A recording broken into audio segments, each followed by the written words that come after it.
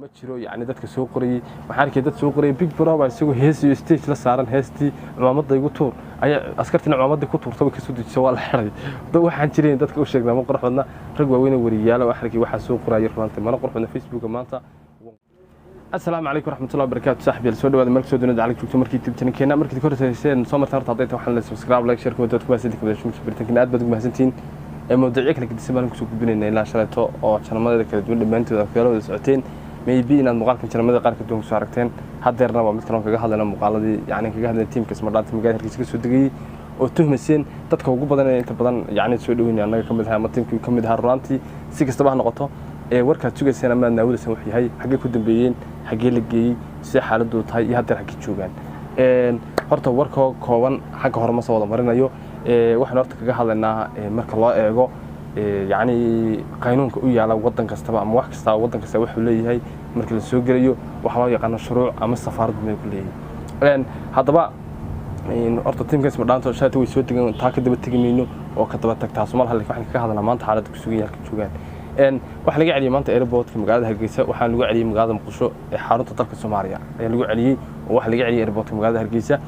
siyaabii loo dhaqmay iyo siyaabihii markii yani la geeyay migrationka inaan saldhig lagu xirban maraya oo saldhiga waa lagu xilay laakiin laanta migrationka shaqo kale waa kala laba qofka marka lagu haysto faldambiyeed saldhiga loo gudbiyaa markii laanta migration ku haysto ama go home ama passport wax ka qaldayin ama waxyo kala duwan waxa gacanta ku haysta laanta migrationka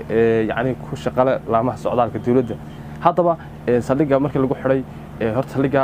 sida warkii ugu soo gaaray waxa loola macaamilay si qurux badan oo aad wanaagsan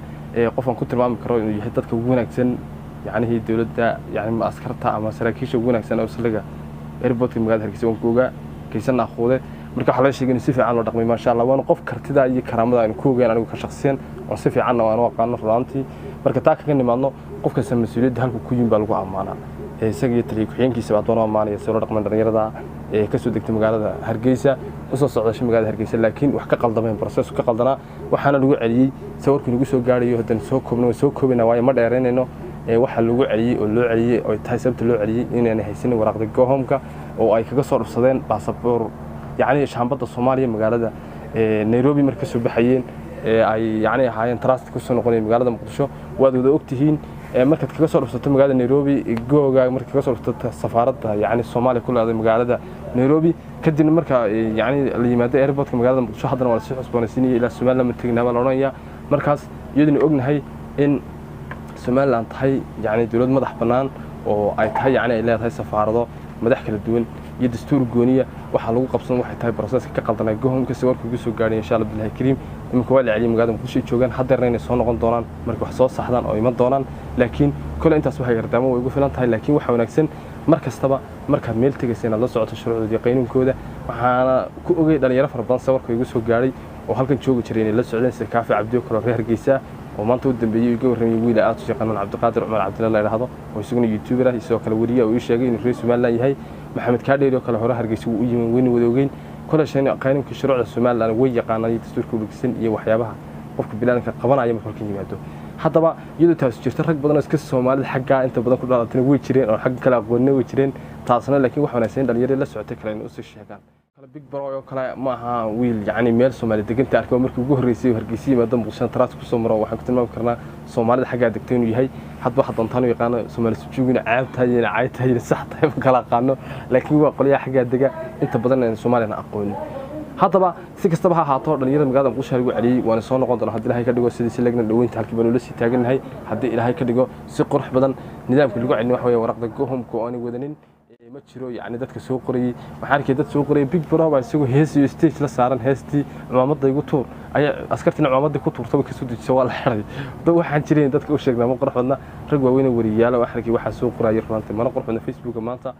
qosli markaan akhriyo postidaas oo kale waxa wanaagsan si wax u jira hadaad warbaahin tahay naga soo gubiso anaguna sida naga sugaysaan wax ku soo gudbin hadii Ilaahay ka dhigo dhalinyarada xaaladda ku sugan yihiin sida yihiin waxaana qurux badan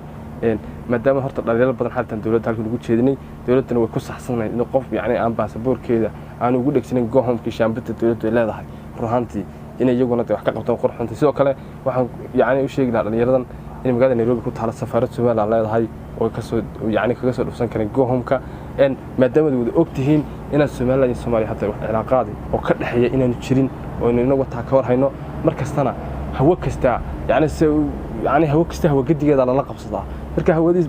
Kenya hadda la soo qabsateen tii Soomaaliya aad soo marteen hawadii Somaliland baa idin harsaneed yani hawada garan weeyday marka si kasta oo inta sano uga kaftan walaalaha doon amaanaya sharaf dilaa kale way soo noqon doonaan dhalinyarada u heelanay u taagniyo fanaaniintii dadka wax ka radka dhimantoodna aad baan amaanaya idinkiina warka naga suugayna aad baan idinka maxamed warbixinta faahfaahsan oo buuxda inaad hesheen وورك كامل إن شاء الله بدنا كنا وحيد دمك صنع وحتى صنع قان يهدي مدني هدي سيس عن بارك مدك في بدنا هتنا كده مقالكم كحين تلكم بتناول كتجنا والسلام عليكم ورحمة الله وبركاته.